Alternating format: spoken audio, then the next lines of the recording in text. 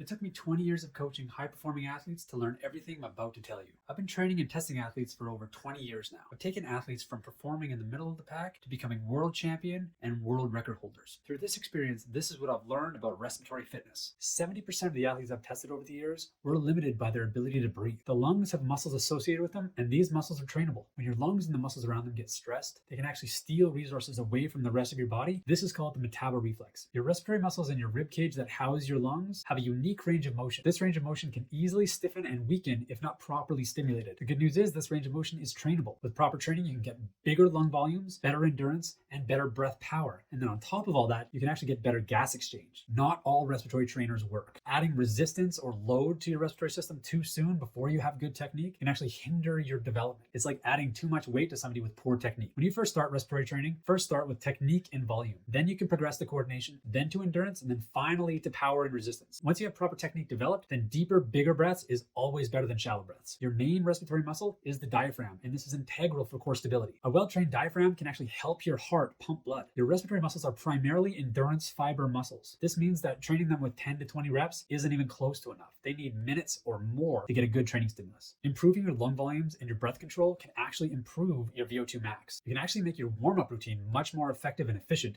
by including respiratory training into it.